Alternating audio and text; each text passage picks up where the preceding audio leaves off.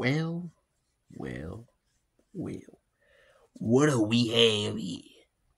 We got the Dallas Cowboys, huh? Well, guess what? Dallas Cowboys, I'm not a cowboy no more. I am not a cowboy. I'm a cowboy.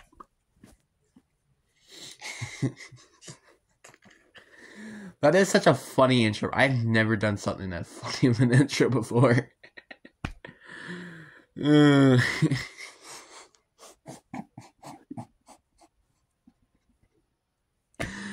What is up, you guys? It is your boy, Brent Vickers here, and welcome to another video. In today's video, we're going to be talking about the Dallas cowfaruds. Called Dallas cowfaruds now officially. You're officially called the Dallas cowfrauds. I need to start getting used to calling them the cowfrauds instead of the cowboys, because they're not boys anymore. They're frauds. So yeah, but before we get into today's video, like, subscribe if you haven't already. If you have subscribed in the other video, do not subscribe again, please. But anyway, let's get into the video. So the Dallas Cowboys. I think the Super Bowl window is officially closed.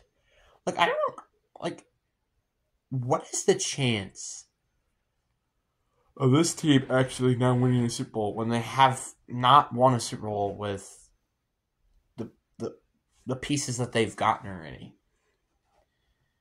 I don't know what to say anymore. The Cowboys are completely mediocre, and I don't see this team really having a chance to make it into the postseason. I can't see them going to the postseason, just not the NFC Championship game or Super Bowl, and that's what their expectations are, which is funny to believe that their expectations are supposed to get to the NFC Championship game. Despite you have seen the roster, their roster is so much worse now. Like, Dak Prescott, I think their best running back at the moment is like Rich Dolan and Ezekiel Elliott, which is awful. Outside of CeeDee Lamb, they have like Brandon Cooks, but that's about it. I like Jake Ferguson though. Jake Ferguson, I think, is a very, in my opinion, solid red zone tight end. Their whole line is not the greatest. Like, you got Tyler Guyton. Wait, wasn't Tyler Guyton? I don't know. I think they got Tyler Guyton. They got Tyler Smith. Like, but they have two Tylers. But yeah, so they're always interesting. I think it's not going to be as good as it used to be. And also Zach Martin, I completely forgot about him. Their defense, I guess, is still good, right? I mean, like, you still got DeMarcus Lawrence. You still got Micah Parsons. You still got Deron Bland. You still got Trayvon Diggs. You still got Malik. I'm just going to say his first name because I don't like the last name because I'm going to get demonetized. I'm just about to say it. But the cowfrauds, this is like, you're like, wow, that team is amazing, because that's like how many people I mentioned are really, really good players. So 5 on offense, actually 6 because of Jake Ferguson. 6, 7, 8, 9. Okay, hold on a minute. Oh yeah, 6, 7, 8, 9, 10, and then you got 11. Those are 11 players. Now you're like, wow, that team is pretty good. Why are you saying this team is not going to make it? Mike McCarthy. Okay, that's the end of the video. I'm just kidding. Mike McCarthy is such a bad head coach. It's honestly unbelievable to think about that we actually thought that this team was going to be good with Mike McCarthy, which is funny to think about. This team is just not known for, like, hiring really good coaches, in my opinion. Like, which is kind of understandable.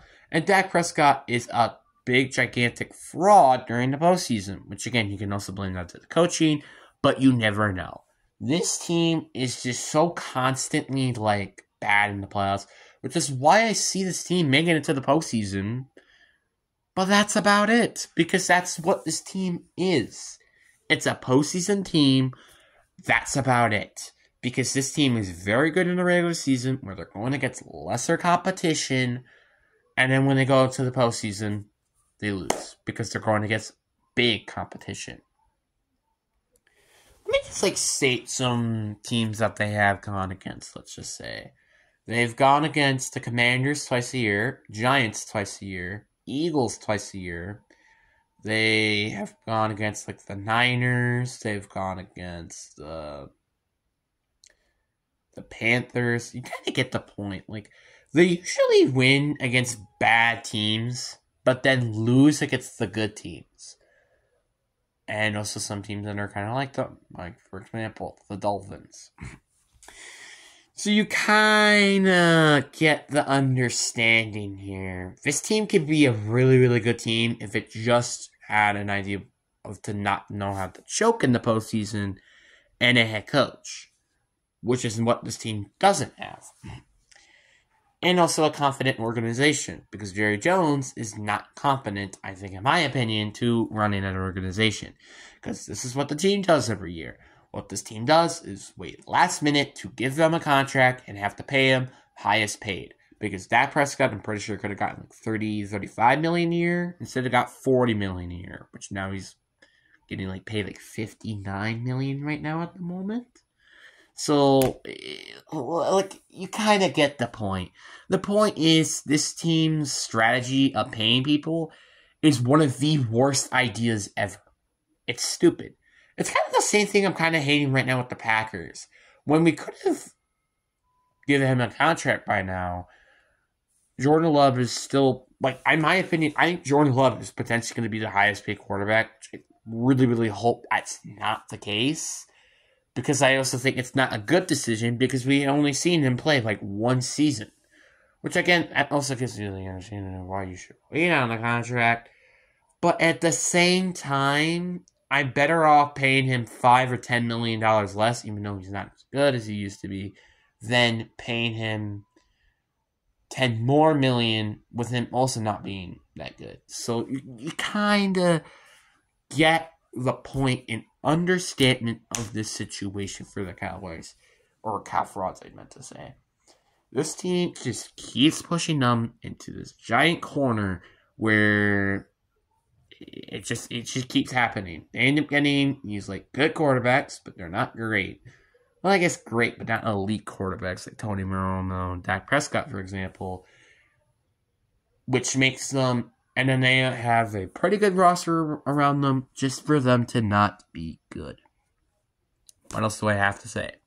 This team just finds new ways to not be good. It's either a QB draw, 4th and 1, or Zeke at center, or losing against the 7th seed. They just find new ways to lose in the playoffs. I don't know, how is that possible? How is that possible?